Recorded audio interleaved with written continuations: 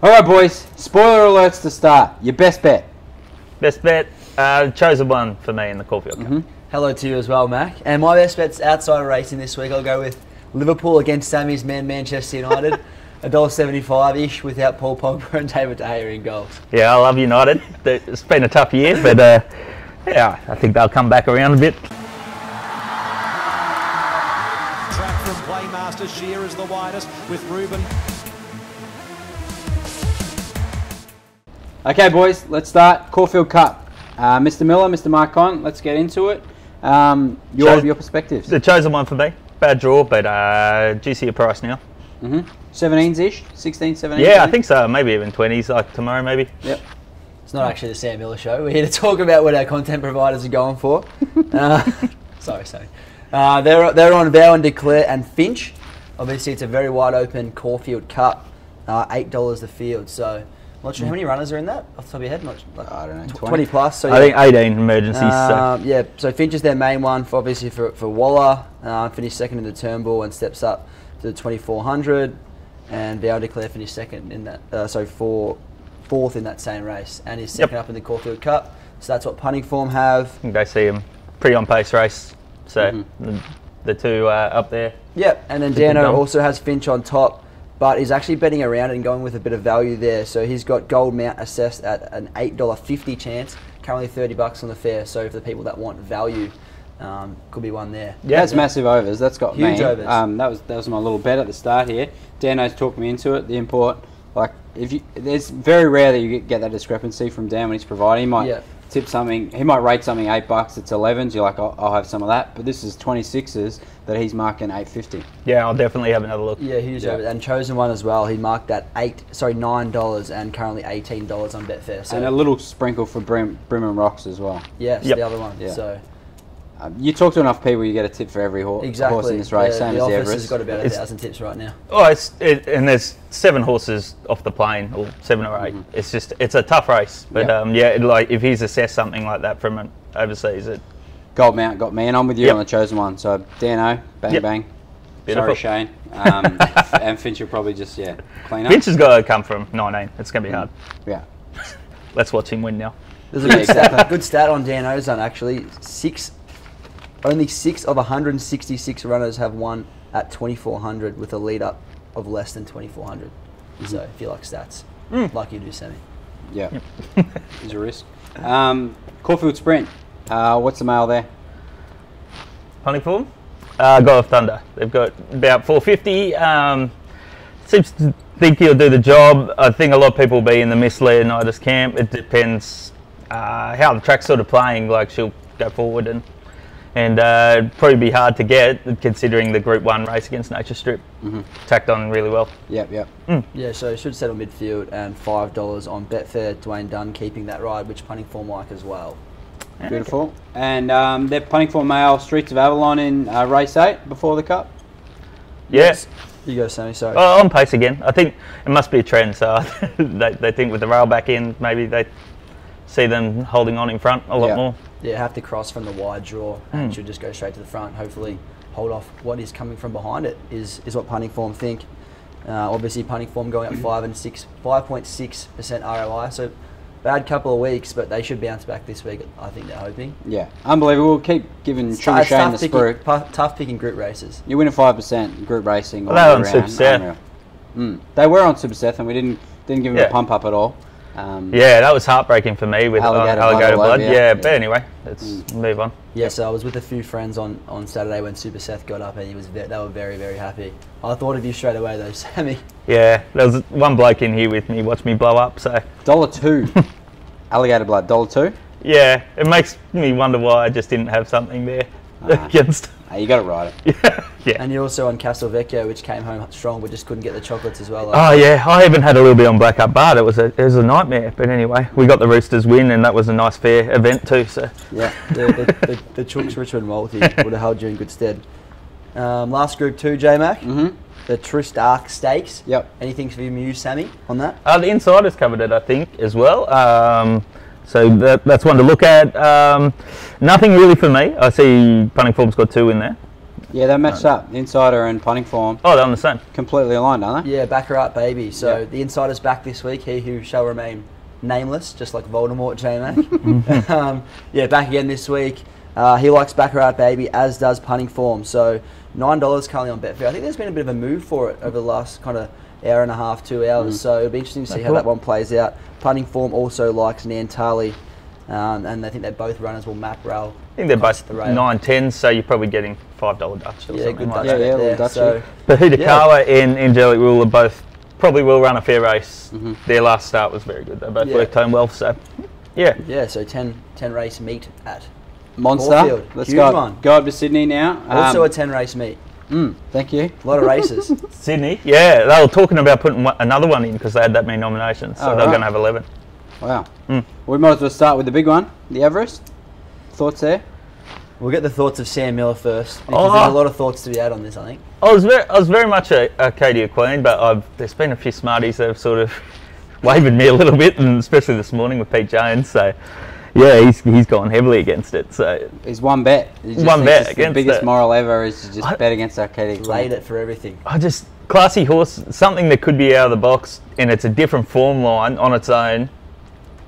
It seems a strange one to take on, but I'm going with Pete. Yeah, I'm pretty confident. Yeah, I always come off second best going against Pete. The query is that he, and I think a lot of people have, is over 1,200 metres. Yeah, he might be better suited to 14, maybe 1,600. Oh, she's a 2,000 metre horse, but I think that's the whole. They had this intention the whole time, so they've been getting her ready for 1,200. So you think she's that good? Oh, dry track, yeah. I'm looking at a few of the speed that the guys have been putting in. They reckon she's going to get back a bit from that closer gate.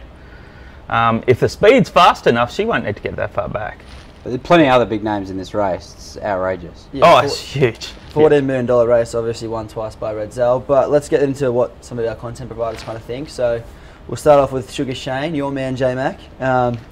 He's high confidence on Pierata. So max confidence on the horse that arguably could have won last year if it got the nomination in there. But it gets a chance this year. Obviously, barrier 1, he'll have to probably go forward a little bit, maybe sit behind Nature Strip that'll look across the field, see how that goes. Any interest from you there on Pierata, Sammy? Oh, yeah, I wouldn't knock it. No way. Like, especially the 2 runs it's shown this prep. It's a very tough race. Yeah. I don't really have a knock in any of it on many of them. You can make case for everything. Yeah, Nature Strip's going to be 20, 30. Yeah, $26 or something. Yeah, it's a huge price for something as quick as him. Yeah, yeah. For sure. And then DNO is actually going very interesting here. He's got yes on top, the 3-year-old colt, as it steps into open age. Rated at a $6 chance. Currently $10 on Betfair, so not heaps of value, but it is a bit of overs there.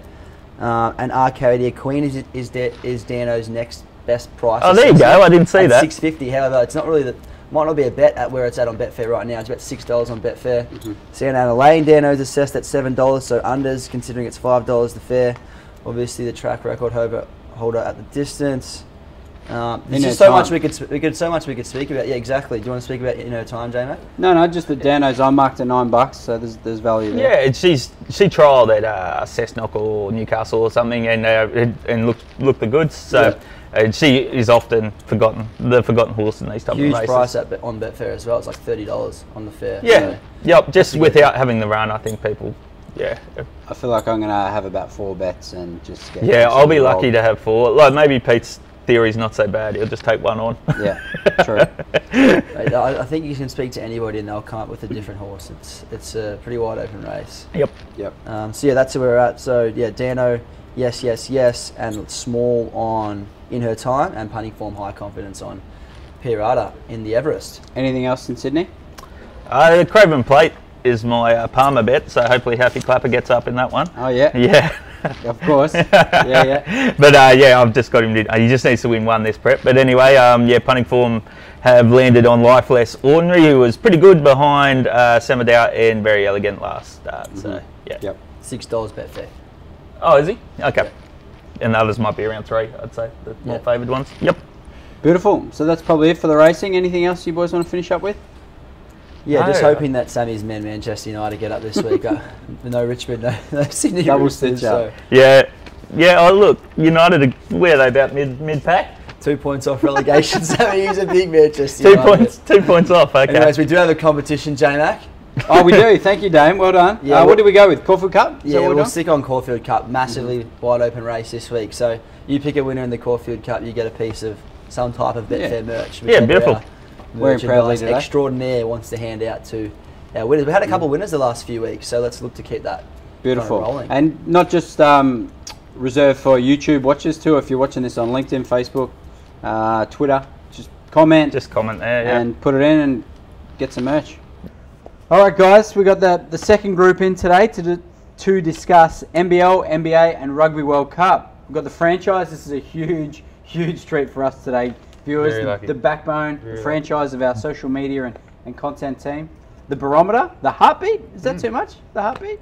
Just everything good about the team. Thanks, Mac. There he is. Happy to be here. Dylan Piscineri and Mr. Matthew Tort. We'll start with you, Torty. Yeah. Got a Kiwi man to discuss the Rugby World Cup. I actually care about it nearly this weekend. Nearly, just like every other Victorian out there. I think so. Kind of is, but not really. They're almost games that are competitive. Yeah, well, that's the thing. We're still a little bit of disparity in the matchups here, but the big one for Aussies obviously is the Wallabies versus England. England are 7.5 point favourites at the moment, and the analysts, they fancy the Poms covering that line. England have a pretty dominant record over the Aussies lately. Have won 10 of the last 12, and I think the way that they're ticking over at the moment, it's pretty hard to see the English side dropping that one. More changes for Michael Checker and his side. He's got Liliafano at first 5 again this week, so who knows how that's going to go. And then later on in the night, we've got New Zealand, and they're big favourites against Ireland, 12.5 points. And again, analysts are taking the favourites to cover that one. So minus. Yep, minus. We're doubling down on that. Any opportunity to back against Australia, I'm happy to. England it is this weekend. Do you see the winner of the World Cup coming between like this side of the draw, like New Zealand, England? Yeah, I think those. South Africa's pretty much the only other big player, I think, in my mind. So the big, England and New Zealand are two very big favourites at the moment, I think, to take it out.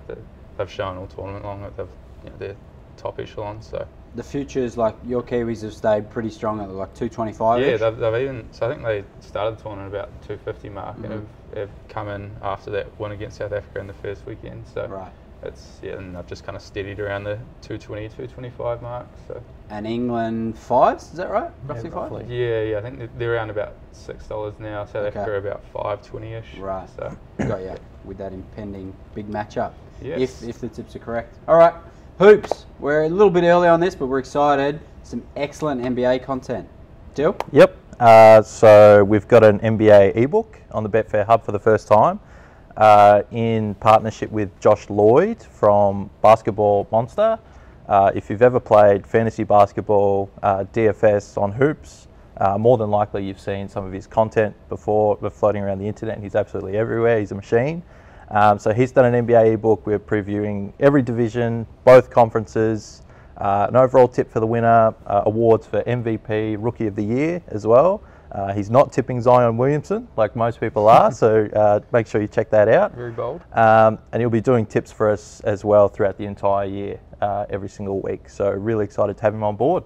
Beautiful. Give us a little taste of the futures. Yeah, so he likes Philadelphia in the overall market. They've made a few moves, getting Al Horford and Josh Richardson in there, lose Jimmy Butler and JJ Redick as well, but they seem to be a lot stronger overall defensively as well. And a fairly weaker Eastern Conference this year, so should be able to cruise through that, and there'll be good odds whoever they play against in the West. Which is potentially, he likes the Rockets, doesn't he? Clippers, Rockets. Yeah, Clippers, Rockets. Not too keen on the Lakers at the moment, just for any reasons, chemistry issues there as well. But Rockets are good value. Anytime James Harden's on the court, you've got a very good chance of winning the game. So. And the chemistry is there between Westbrook and Harden. They obviously are going to love playing with each other. So you hope they should ride that out through the season. Yeah, I think he also mentions the fact that Chris Paul was so unhealthy the past kind of 2 seasons, and also obviously the Warriors are not what they were in the past 4 or 5 years. So I think he's kind of banking on Westbrook providing just more regular output than what Chris Paul could. So I think that's pretty hard to argue, I think. And I think Westbrook knows that he's running out of time to win an NBA championship. I expect him to be fully committed to try and do as best as he can to win this championship for himself and the Houston Rockets. Yep. Trust in D'Antoni. Just probably falling short again as usual. Could be 4 seconds or less this year. We'll see. Yeah, very interesting. Nice, I like that. And anything else wide that came out of that? Yeah, well, I guess one of the key interesting parts of the ebook is he discusses all the player movements for the teams. So I guess all the casual NBA fans will know that Anthony Davis is on the Lakers and Kawhi's on the Clippers. But maybe some of the teams you don't know about, maybe like Denver, Indiana, the Orlando Magic, covers all of them and the player moves there. So it's a really good guide to get you up to speed before the season starts next week.